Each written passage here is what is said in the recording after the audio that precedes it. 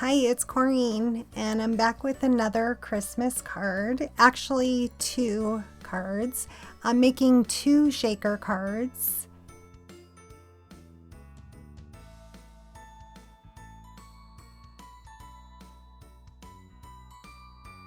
To start out, I'm using a piece of hammer mill cardstock, and this is going to be an A2 standard sized card. I also have a smaller mat that is about 4 by 5 1/4. This is powder cardstock from Concord and Ninth, and I'm working on a glass mat by Glassboard Studios. I pulled out Creative Expressions Snow Globe die. I've had this die for quite a while, and I don't believe I've ever used it, so that's my goal this year, is to try and use items that I have. I pulled out a Pink Fresh blending brush and some tone on tone using powder ink by Concord and Ninth. I'm working on, as I mentioned, a glass mat by Glassboard Studios, and then I also have a grip mat on top of that.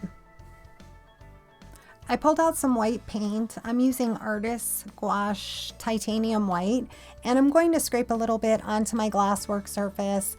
I have a little bit of clean water and a very tiny paintbrush. I'm using a very cheap paintbrush that I had in my stash. I have my card panel in a splat box, a Tim Holtz or Ranger splat box, and I'm just lightly tapping that onto the cardstock. I just want a little bit of flurry of snow is the look I'm going for. So I'm just lightly tapping that on. Here's a little bit of a closer look, and I just have a little bit of dark ink blending over the top just to give it a little bit of difference in color, a little gradient of color. So I've cleaned off my work surface besides the paint because I know that I want to use the paint again. So instead of wasting it, I just let it dry a little bit there while I'm working on the Christmas tree, and I'll just go back and reactivate it with a little bit of water when I'm ready to use it again. So now I've cut out a Christmas tree, different layers, using lakefront cardstock and powder cardstock by Concord and Ninth. And here from the snow globe, there's a couple ways you can do a shaker card. This one I chose to do by layering up cardstock pieces. So I used some scraps of different gray cardstock that I had in my stash. I used gray because my top layer will be a silver matte cardstock. This way, if you see it from the side, you don't really notice it. If you use white, you will see that white edge. And sometimes I do it that way too. So now I'm just using a little template to cut out my acetone, or I just finished doing my nails, the acetate piece. That's going to sandwich in between my top layer of snow globe and the rest of the layers. I went ahead and put a little bit of rubbing alcohol on a microfiber cloth, and I'm cleaning off my acetate piece to make sure it's nice and clean before I adhere it on. And now I'm just using a little bit of glue. I like to add the glue and press that off on a scrap piece of paper just to get any excess glue off. That way it doesn't squish out when I put it together. So I let that dry, and now I'm adding that to the top of my layered panel. So here is the finished part of the snow globe. I'm going to use my grid mat just to kind of get an idea of how tall I want my tree to be. And I will cut one of the bottom layers in half just to extend the base of the tree. So I'll glue that to the left side and the right side of that base, and that just extends it. I'm using a scrapbook.com Christmas fir tree. I've used this so many times already this year. I love this tree. It's just a layered tree, so pretty, so simple. And you can do as few layers as you want or as many. So I'm just kind of holding my snow globe up to it to decide how tall I want it to be. So I just keep adding layers until I'm happy with it. I'll pull my snow globe in every now and then, hold it up to it to see how many more I want to put on there. And this is what I was saving the white paint for, is because I want a little snow on my Christmas tree as well. So I went through my stash of stamps and dies. I pulled out Yuletide Lane stamps by Concord and Ninth, and it has a little star die cut in it. So I cut out 3 layers of white cardstock. I'm going to glue them together and add that as my tree topper. I will just use my reverse tweezers, give that a minute to dry. I'm going to double up my, that is nutmeg cardstock for my little tree base. Again, glue that to the bottom and just give it a little time to dry. So I'm just kind of pushing everything out of the way, cleaning up my work surface. Once I've given that a little time to dry, I pulled back out my splat box and just reactivating that ink with water. Using that same small paintbrush, I'm going to just splatter that on, give it a nice look of fresh snow. Here's a closer look. It turned out so cute. I love that little tree. I got that free with a purchase. Again, scrapbook.com. So I'm cleaning off my work surface. Again, I am using a Glassboard Studio glass mat. I do have a discount code in the description box, and they are, as of this video, November 24th, 2025, they're having a Black Friday sale where you get 20% off. So just follow the code in the bottom in the description box. This is one of my favorite tools in my craft room. I can't tell you how great it is to work on it. Being able to use the magnet portion of it and how easily it cleans up. You don't worry about glue, paint, ink, anything like that. So I just cut out a little snowbank. I'm gluing that to the bottom of my snow globe. Again, this snow globe is thick. It's got 6 different layers. And I took the edge of my card panel and used a wonky die just to give it a little bit stitched look on the edge. It turned out really cute. Hopefully you'll be able to see that in the camera.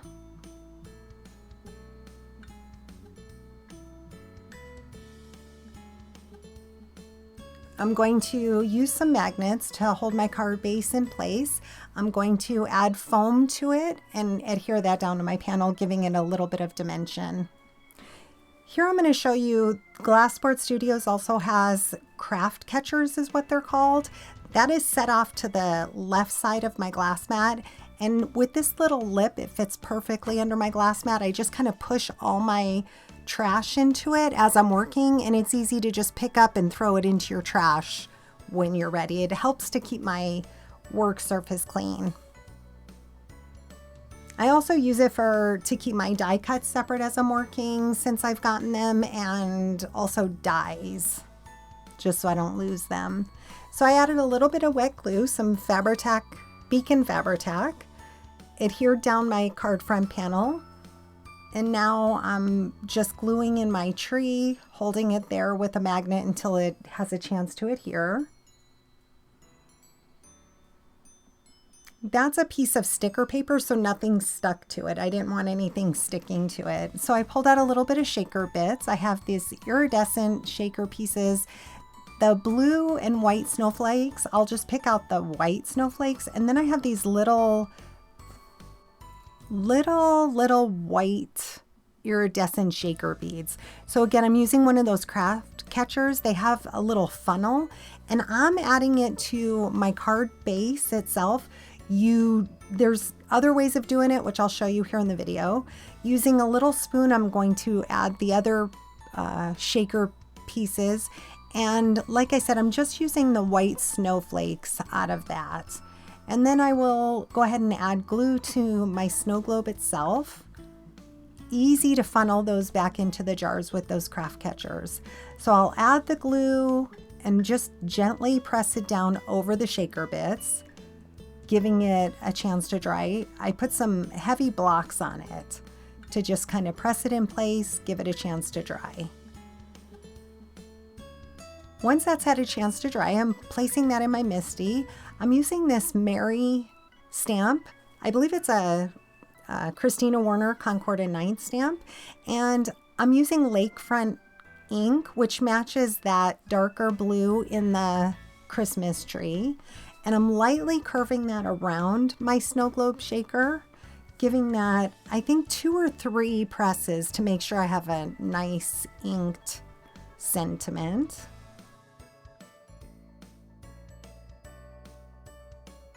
Again, just using my magnets to hold it in place, that kind of keeps it from moving around. I'm adhering the Christmas sentiment to the bottom. That was white ink embossed, heat embossed rather, on lakefront cardstock. And now I just want to finish off the front of my card with just a few of these iridescent dewdrops. Again, this craft catcher, I'm obsessed with them. I use them in every project. I kind of place them in there because they're just super easy to funnel back, keep them off my work surface. And to adhere these, I'm using a fine tip glue bottle, my jewel picker, and adding a few here and there.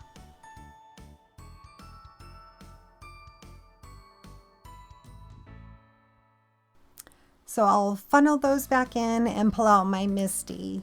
I love to finish off the inside of my card, so I'm using another Christina Warner Concord in 9th, and I also pulled out that same lakefront ink, so it coordinated well with the front of my card. And I am using this stamp for the first time, so I do stamp that a few times.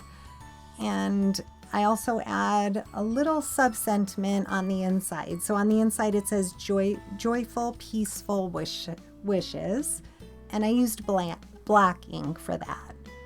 So again, just holding my card aside, I'm adhering that down with a little bit of glue.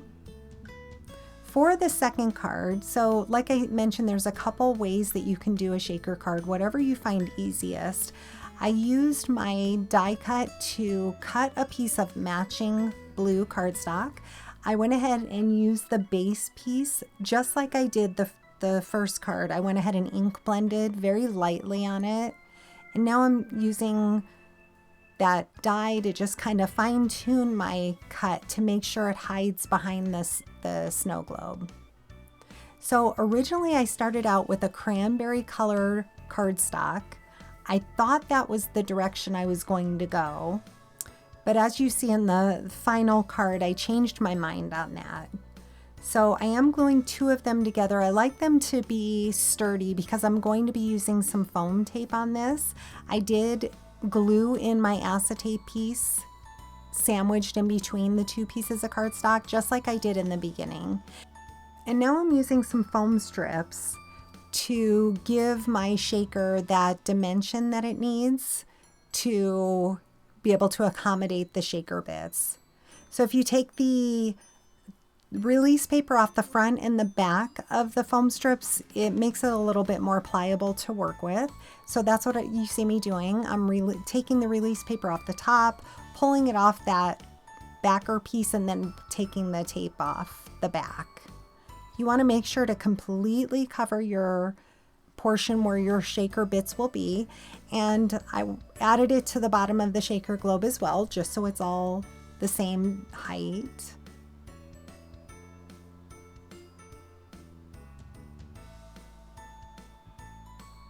I will go ahead and add my little tree to the backer piece.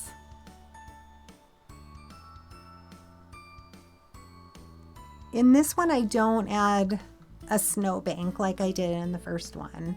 So setting that aside under a magnet, giving it a chance to dry, I'm going to add these little iridescent snowflakes that I have, super cute. Added kind of a lot to them. Now I've already taken off the backer piece, as I mentioned earlier, of the foam tape, so now I can just adhere that on. Give that a little chance to dry, and then once it has had a chance to dry, I'll add glue to that back piece and be able to adhere this onto my card base. Like I said, I changed my mind in the end. I do love that red, but I decided to go with more of a tone on tone. Same with this Fa La La. I cut it out in matching cranberry cardstock. I do change my mind, but I'll save that. I love this Fa La La. I saved that for another. This actually inspired a card I posted earlier on my channel. So I'll use that in another card project. I couldn't decide. I kept going back and forth between the large Fa La La or the smaller. I end up using the large, but I used it with white cardstock. Here's where I had changed my mind. I decided to use Lakefront, make it more tone on tone, and I did pull out Jaded Blossoms Build-A-Wreath for this beautiful bow and wreath pieces. So I'll just adhere that down. Now, if you turn the card sideways, you do get a small glance. I'm looking at the card right now as I'm speaking. You do slightly can see the red, but I really have to look to be able to see it. It's not very noticeable. So I cut out, again, using that Jaded Blossoms Build-A-Wreath, some white leaves, some powder leaves, and also some vellum. And I'm just adding a few pieces to either side of it, and I'll place my bow right into the center of it. This is such a pretty bow. I did show earlier that to the center of the bow, I did a little tone on tone with a small ink blending brush and added a little of that Lakefront ink to the middle of it just to give it a little bit more dimension. So I'm just using a little bit of glue, adding it to the center, leaving the sides open. And then on this, I decided to add a little bit of foam squares. They're a little bit higher profile. Glue it into the center, and that keeps that bow dimensional. I'll use my reverse tweezers and let them dry. This is where I'm showing the craft catcher. I just scoot all my extra pieces right off to the side, and it slips right under that glass mat. Like I said, I am obsessed with these. I love them. So now here's where I'm trying to decide. I thought that just looked a little too stark, that red. Even though it's pretty, I thought it looked a little too stark. So I did glue 3 pieces of hammer mill cardstock together. And then I'll use my reverse tweezers, add a little bit of glue behind them, and adhere that down to the top. Again, I like to press that off on a little bit of scrap paper, and it gets rid of some of the glue so it doesn't seep out everywhere. And I did angle that around. I did give it a little bit of an arch around my snow globe. The Joyful Wreath Stampin' Die by Concord and Ninth is what I'm using the Fa La La from. So again, I'm pouring out a little bit of those iridescent dewdrops along with the same little iridescent stars that I have inside the shaker. I wanted to add them to the outside of the card. This card panel was cut from a stitched Spellbinders pierced rectangle die, so it gives it a nice little stitching look around the whole border. So I'll funnel those back in, clean up my workstation. And this card ends up being a 4.5 by 5 3/4 card. So here are my 2 finished cards. I'm going to put a little light on it to give you the look so you can see how sparkly these are in real life. So pretty. This card has the 3 different, I put the little snowflakes, the iridescent, and then a little bit of those little beads in there. They're kind of hard to pick up, but in real life you can see them.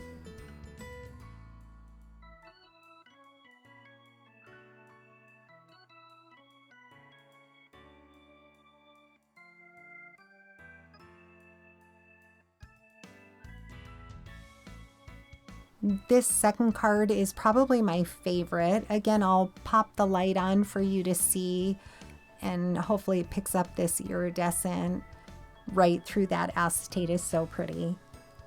So I hope you've enjoyed today's cards. If you have any questions, please leave them down in the comment section. Please consider giving my video a like and subscribe to my channel. I would love to have you.